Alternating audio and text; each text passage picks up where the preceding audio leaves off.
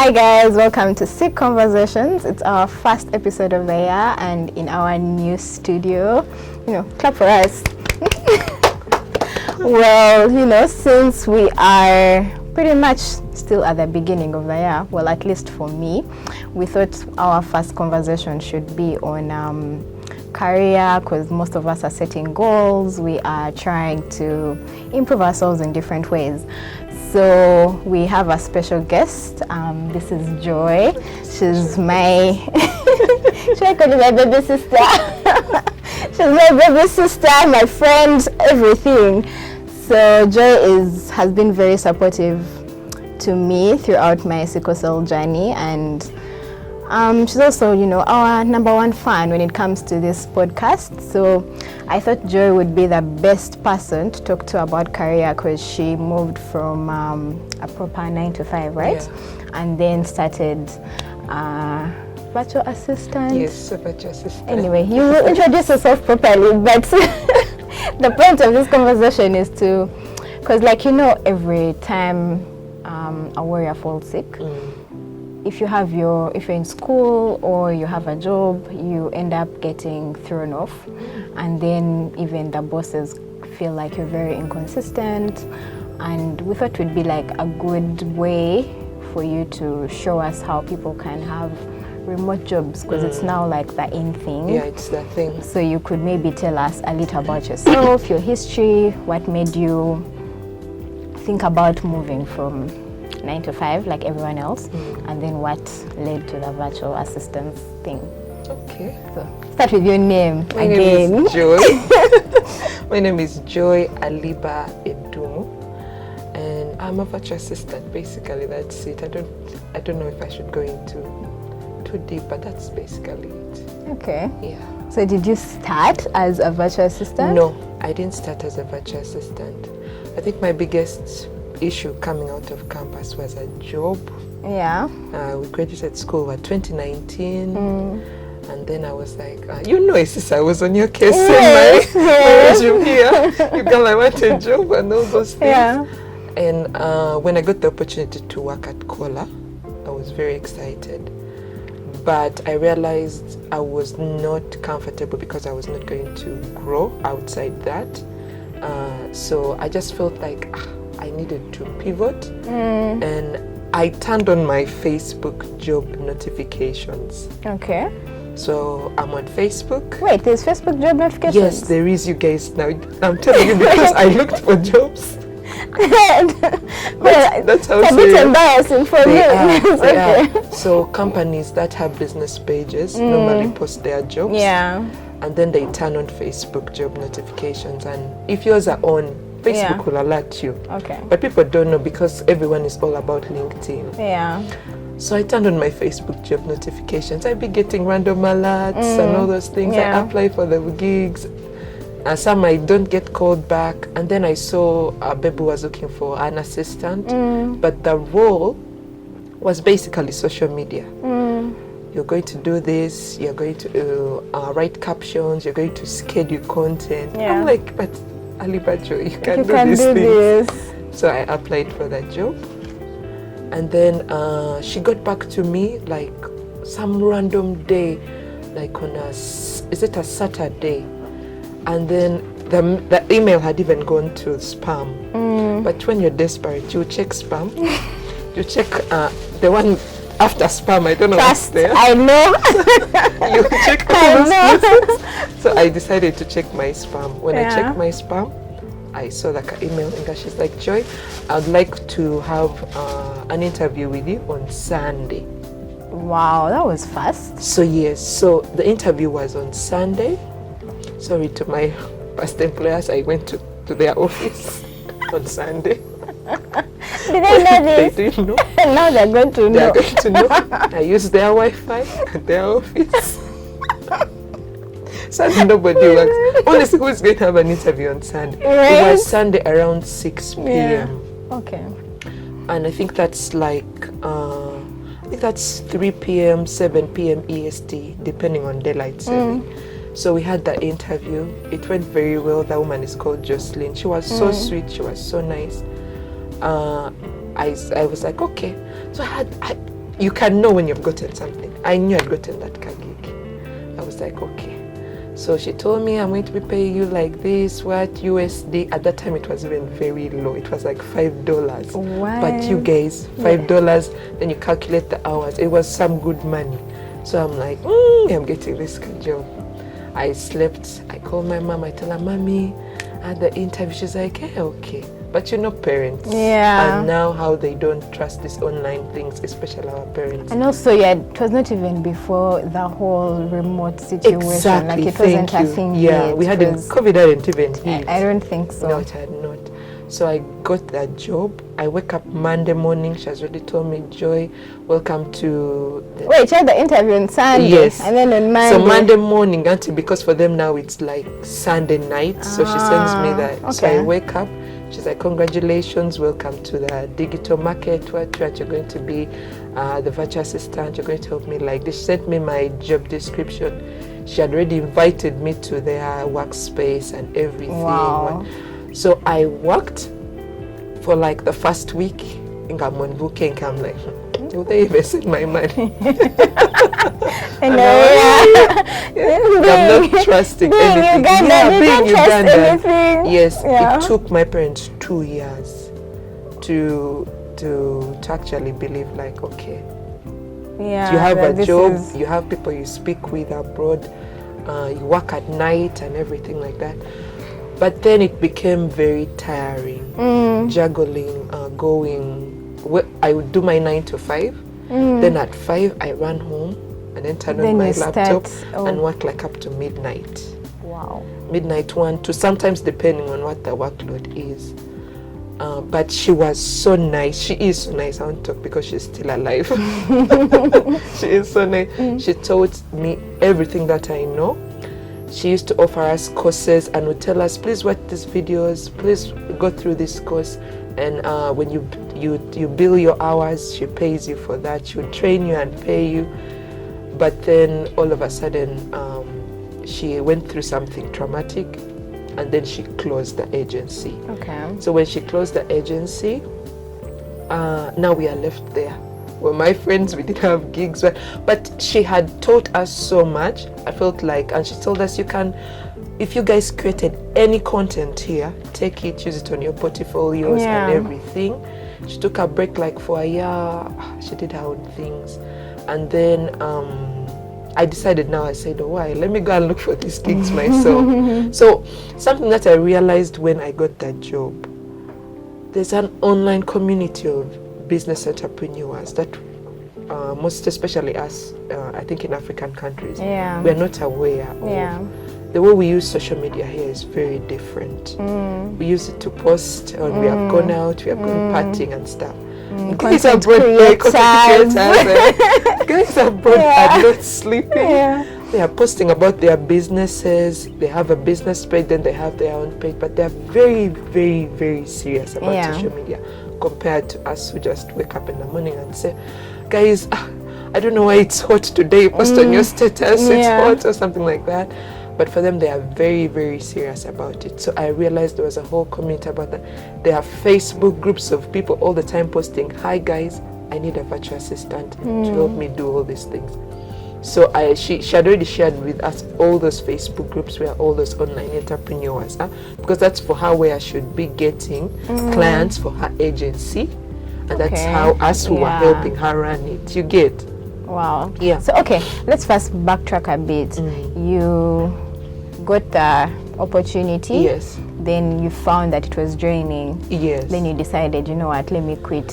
Yes, so I quit my 9 to 5. So your whole day, you are just chilling, waiting. Oh my God, no. No, I think the day I quit, I remember I quit like this, then like the next day, Monday, I think I quit. Friday, they gave me a kapate, blah, blah, blah. Monday, you know you're not going to work. But I had so much anxiety. I remember waking up and shaking in my bed for like 15 minutes. What have I done?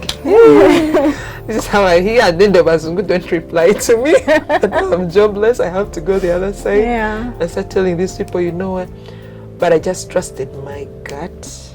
I said, you know what, how I got, and by that time I'm not even working with Jocelyn anymore. I now have new clients. When you quit, Yes. you're not working with her anymore? No, I was not. It is, I quit, I think 2021. Okay. Yeah, yes. Okay. I quit, and then a few months after, we went into COVID. Ah, okay. Yes, we went into COVID. When COVID hit, the need for virtual assistants, social media managers, whatever you name it, everybody's business was now going online. That was the time when freelance was really at the top of it. Everybody wanted to hire someone to do something. Opportunities were there. Entrepreneurs, even when they said they didn't have money because they wanted to market their businesses, you needed that person on your team. So the opportunities were there. So I got work. I've survived up to now. I mean, so that is why you're here, because I know she's rich. Anyway, you break it down. Break it down. What does being a virtual assistant mean? So basically, just take you back. When I stopped working with Jocelyn, she had given me all these tools and everything. I'd learned to go through all these courses, but I didn't really have like a certificate or something. So I took a certain course called the 90-day VA by some other virtual assistant babe called Esther Iman. Okay. So I went through that course. So it's basically, so you can, a virtual assistant I can say is an all-round word, but you can decide to say my specialty is in social media, or it's in podcast management, or it's just basic admin. But basically, this is someone who offers you online support, remote support for your business. They're not essentially. You've never met your bosses. You've never seen them. No, I see them by Zoom. Okay, yeah. I mean, we haven't met online. Yeah. We have an online workspace where we update our tasks. Blah, blah, blah. It's just basically that. But you are remote support for someone. Okay. Yeah. So when you say you did this course, you did a course, 90-day VA, yeah? Is that the only course available for people? There's so many, because there are so many people who teach about being VAs. Yeah. And it's very important to know that. I think for me, when I started, I was like, oh my God, I'm here in Uganda, who is going to hire me? I thought that. And how are they going to trust that you know what you're doing? Yes, that I'm going to trust. So I just said, you know what, I took a leap of faith. I bought that course. When you do the return on investment with our money, I'm like, oh God, people don't know that I can buy land. Okay, how much was it? I need it was to around, know. I think it was $590. $590. Yes, yeah. But that for how long? So you go through it for 90 days. Okay. Then you be in that group for 6 months. Once you buy, you have lifetime access to it. Okay. So I was like, this is small land there in Kayunga there. So you just invested in yourself, closed your eyes, and you're like, let me go and study. Yes. Because I need to work at home. So I wanted to know, like, I wanted someone to come to me, because VAs have resumes. They say, let me take a look at your resume, let me take a look at your portfolio. And then they see all these certificates. They say, okay, this person is credible, they know what they're doing. Especially people who hire you from LinkedIn. Okay. Those Bazei want credentials. They just don't want, they don't even check your Instagram. Yeah. They ask for your portfolio and your resume. And then they're like, okay, this person knows what they're doing. So I decided to take that course. I took that course. And I was very scared about who is going to hire me. Because in my head, I'm like, this Jocelyn babe who hired me, I think she's just an angel. Yeah. Maybe she looked at this black girl from Uganda, so no, just not eat bread. I mean, she was your what? She was your doll. She really was. So I was so worried about that. And then I decided to just be bold about it. And even during the pandemic, Clubhouse became a thing. So businesses were there. We used to have networking rooms. It used to be around 5, 6. So I would be in the networking rooms and you be bold about it. You say, hey, my name is Joy. I do this and this. I'm looking to work with people who need support like this and stuff like that. And then people follow you on Instagram. They go and check you out.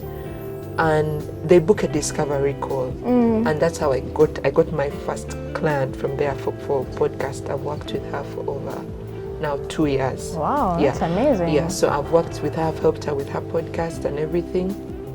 And then when we started working, the first month I got back all my money. I was so happy. Wow, that's really nice. I got back my return on the investment. It was so amazing. After you quit, then even Jocelyn had also closed her agency. Then you decided, let me study. By then you didn't have another client. By that time now, I had some other clients. Now, when I started pitching in Clubhouse, I had Lorena. I was just helping her with her. She was in the UK. I was helping her to write some articles. She works for Civitas Post. It's a niche publication for wealthy people there abroad in the UK. So I was writing for her.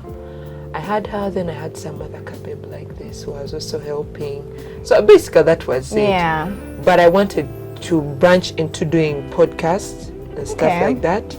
I wanted to, it's good to have, if you work in the online space, when you know you're finished is when you have one client. Because what if they wake up one morning and then there's always this word they say, so you know I'm looking to pivot. You just know that my end has come. So you just don't want to hear anything about pivoting, because if they are pivoting means they may be dropping you or something. That's the kind way to tell you we no longer want to work with you. So I said I want to have at least 3, 4, 5, whatever it is. And I wanted to do podcasts because podcasts are very streamlined. You know that this is when the episode goes out. They send you the work, we have finished it, we have scheduled, they have approved. You have free time on your hands to do other things. And I was already doing social media. So I wanted to do work that I can sit in 2 days and I'm done with it. And I can do everything else that I want to do. Okay. So I wanted to do social media management, podcast management. And I started learning. The course had taught me all those things. Okay. So the course has all those things. If you want to do admin, if you want to do social media, podcast, everything, it teaches you all those things. Okay, that's really nice. Because actually my next question was going to be is what skills would someone really need to have in order to be a VA? Perseverance first. Okay.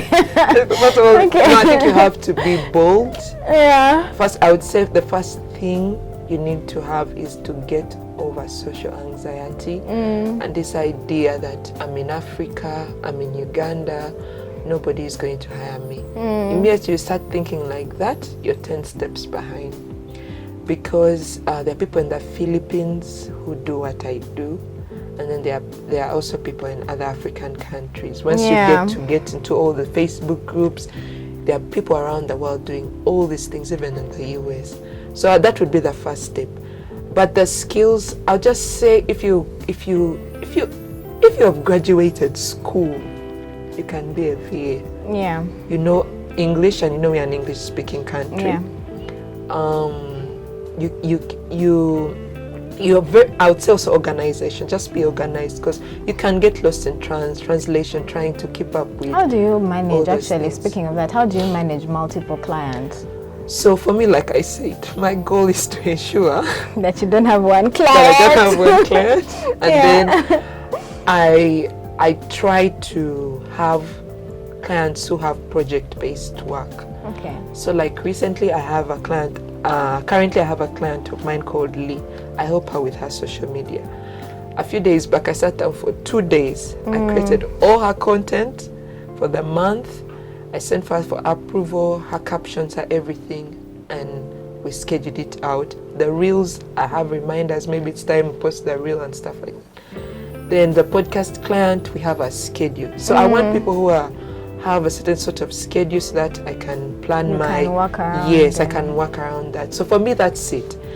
But if there are opportunities to have, like when I say working with Jocelyn, I think the reason why I was working only with her for specific hours, like let's say like from 4 to like midnight, those are like 6-7 hours depending on what it is.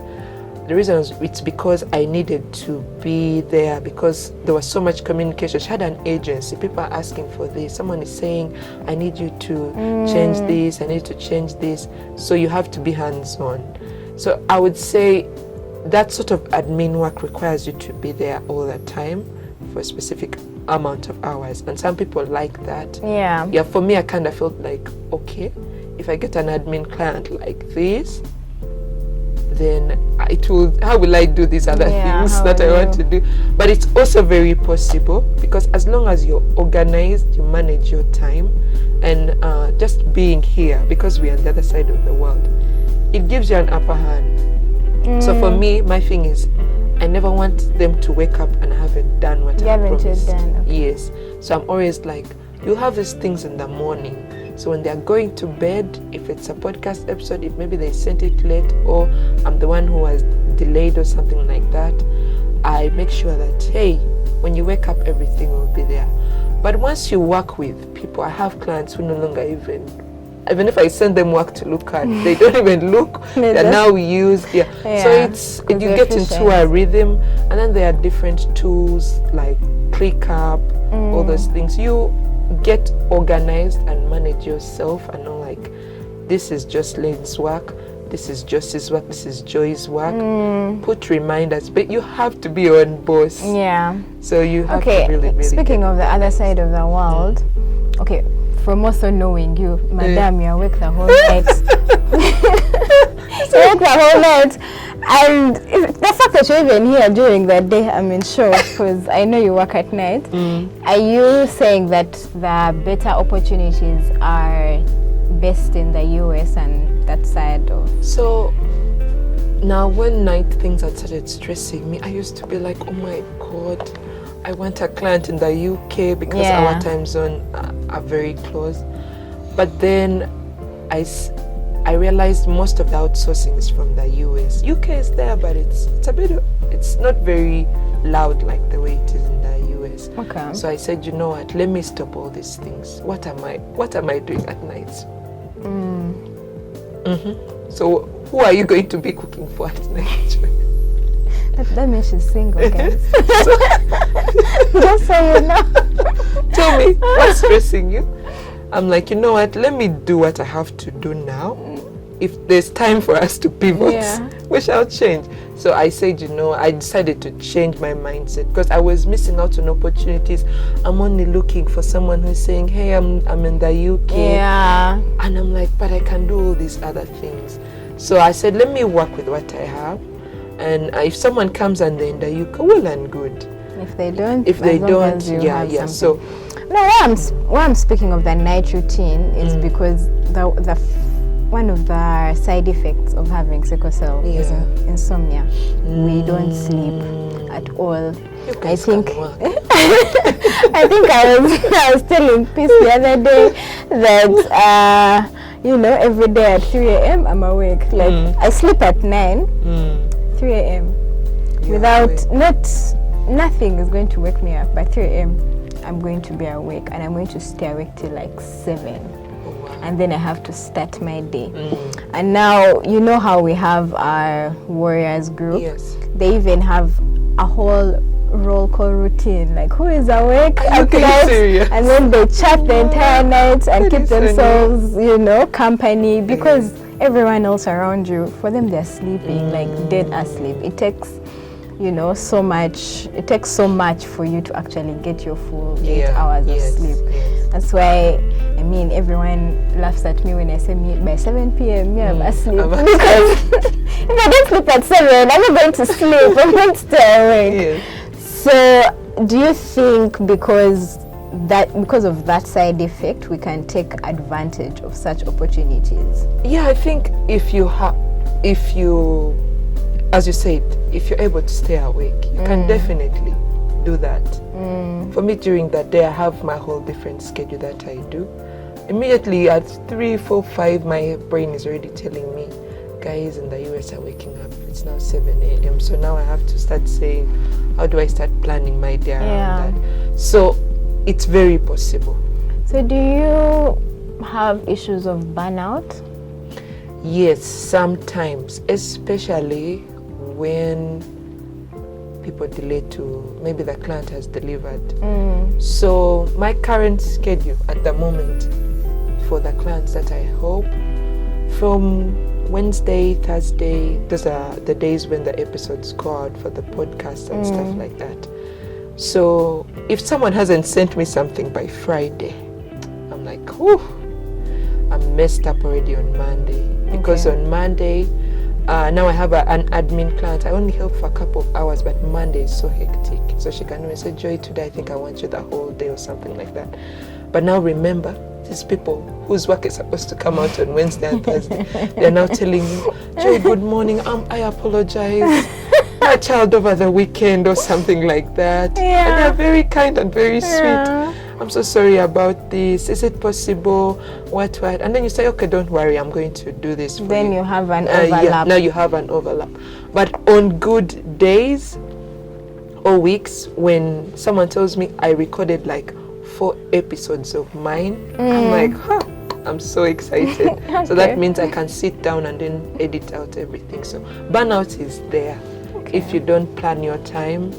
And if you don't follow up, because most of those people, some of them have other jobs, but then you're helping them on their side hustles.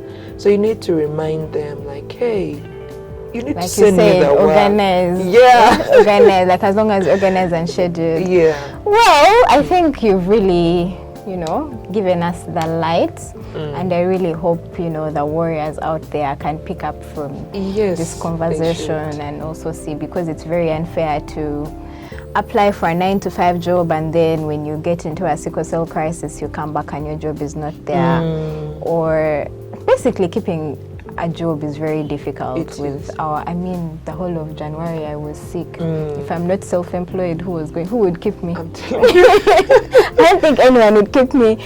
So I'm very happy that you could share this with us. If you could do me one last favor, like just highlight for us the steps in which you can become a virtual assistant, and then also the links, and then any final words that you have for us. I think for me, I would say the first step is check out the Facebook groups and all those opportunities. I have a whole list. I'm going to, I'll give you that one, where all those opportunities are. The truth of the matter is there's competition, because there are people who know about this now, and you're competing with people from the US.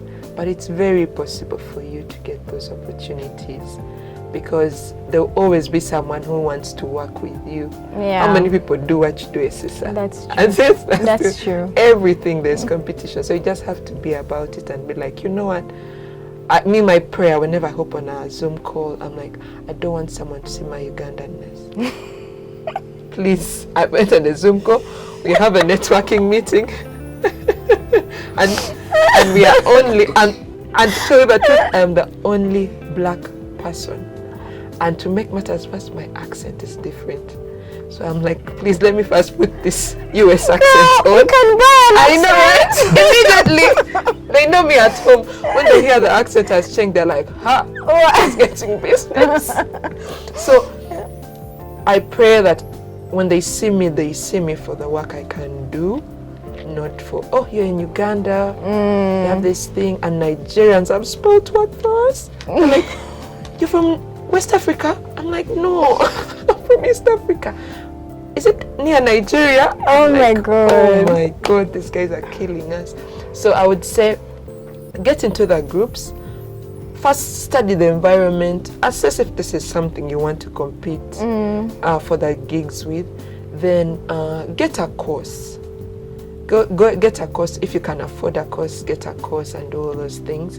And then also something. For me, I believe in starting with just say pitch in the groups where the business entrepreneurs, online business entrepreneurs, you say, hi guys, I'm an upcoming virtual assistant. I would love to assist you like this. Yeah. In return, I'm asking for a portfolio and for training and stuff like that for free. Basically, shoot your shot. Yes, because that's how I got one of my clients when I'd stopped working with Jocelyn. I just said, you know what, guys, I want something on my CV resume, whatever it is, and I need you to help me. We worked for like a month. After that, she was like, okay, so what are your rates? How much you want to charge? And the goal when you do free work is you do it so well. Do it as if they're paying you. Be so indisposable. By the time the 1 month is done, someone is like, how can I drop Josie? Yeah. They're like, no, Josie, so tell me how much you charge. Yeah. 9 out of 10 times they hire you. Yes. So I would say get into the groups, assess, get a couple of portfolios and all those things. Then start posting on Instagram. You have to get over social anxiety, post about all those things. And then if you can afford a course, well and good. But you can definitely start even without a course. Okay. You can work with all these people who have trained you and have given you their testimonials.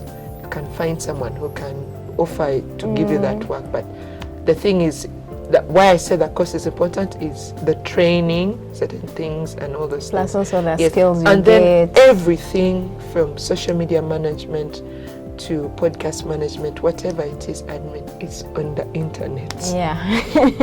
Guys, make use of the internet. So even if you don't buy a course, you can definitely say, how can I learn how to edit using Audacity, whatever tool it is, you can learn. So basically that, and yeah, you go. Okay, one last question, then Tell we me. close. Okay, I know you don't want people to come and know that you're a rich money babe. When you say it, what are the ideal rates? So for me, to tell you the truth, when I started, they used to pay me $5 per hour. Okay.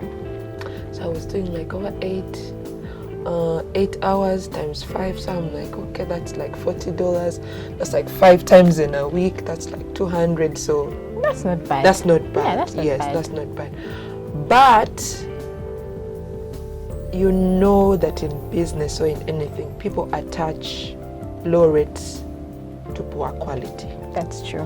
So once I started understanding that, I was like, okay, so this is how things are. I'm like, okay, I'm no longer $5 babe. I mean, There are people even in certain specific groups where the moderators of the groups are saying, don't come here with a job less than $20 oh wow. per hour. Yeah. Wow. Yeah, especially for virtual assistant coaches and stuff like that.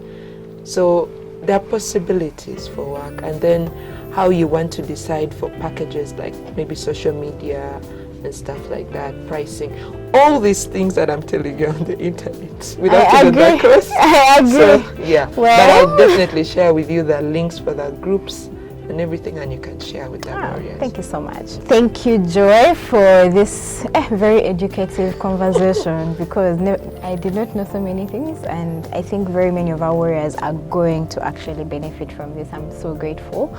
Guys, please follow Joy, and she's very nice, like you can see. So if you DM her, she could assist you in any way that you can. Please share with us your on pages. Instagram, Virtual Joy VJ. Okay. Yeah, that's it. Virtual Joy VJ. Okay. VJ. Let's You're overthinking it. I'm thinking it. But happy to have you again. Thank you so much. Thank you for having Bye, guys. me. Bye.